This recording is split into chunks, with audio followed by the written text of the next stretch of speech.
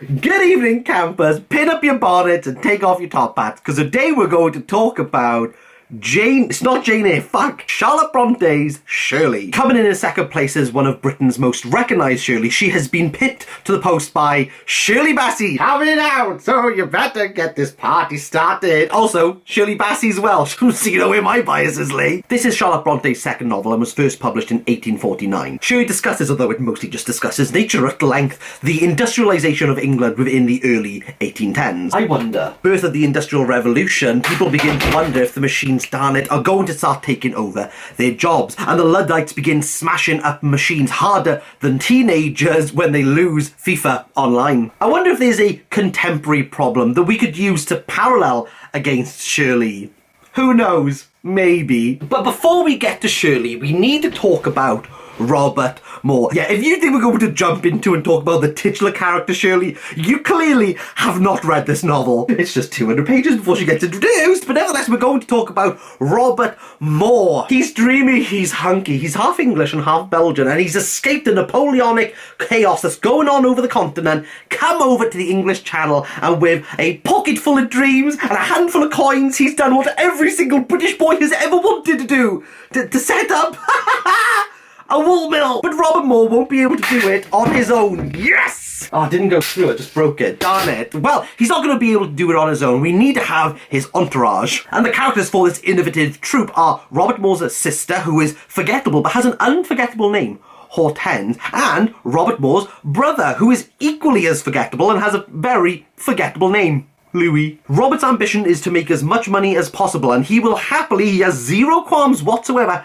axing workers and replacing them with machines, much to the detest of the small town. But Robert Moore has forgotten something very significant. This is part of the early 19th century, and while he's fled the chaos that has been birthed over at France due to the French Revolution, the British Luddites have no problem in throwing mill owners into their own looms. In fact, if this was set today, the British would quietly complain around the dinner table in the sanctity of their own homes, grovel on social media, and then turn up the next day pretending everything was fine. But to summarise, everyone in this village hates Robert Moore. But remember, this is a Victorian novel, so we gotta have a love interest somewhere, and we gotta make that love interest a little bit more complicated than what it needed to be. And that means we could talk about the love interest, Caroline Helston. Yes, if you think we're going to talk about Shirley, you've not read the book yet. 200 pages! Despite being brought up under the iron fist of her uncle, Caroline is a delicate soul. She is a kind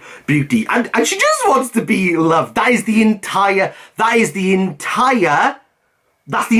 of her character. She just wants to be loved, okay? So while Caroline is looking for love, we also have Shirley. We finally got there, people. But while Shirley's looking for love, she's also looking for an investment, and she has newly acquired the land on which Roger Moore's mill has been built. Oh, it's like a Hallmark movie. This could totally be like a Hallmark movie. I wonder if they made a Hallmark movie of this. It's really the setup of Charlotte Bronte's second novel. And while there's innovation here, while not only is it on the horizon, it is within this village, it feels as though Bronte didn't really know what to do with anything here. It doesn't feel as though anything is achieved within Shirley. While Bronte has massively articulated the complexity and intricacies of relationships within her debut, Jane Eyre, within Shirley it gets very muddy very quickly, especially when you add the penniless Louis into the mix. And look, this is a Victorian novel. As soon as the townfolk start saying that these two people are going to get married, buckle up, they're probably not going to. And there's so many lines you can draw within this love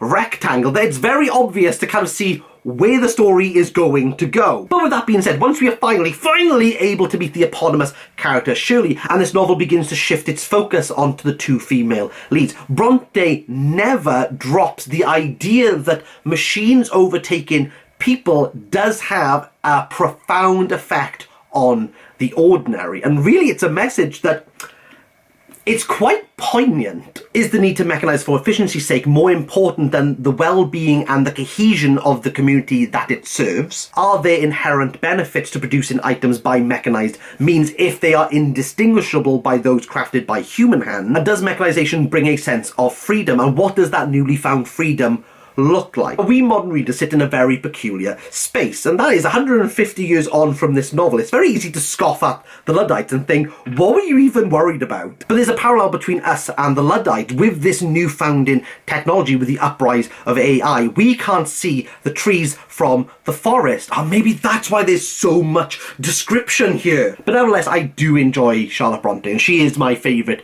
Bronte, and for Shirley I'm giving this a 5 out of 10.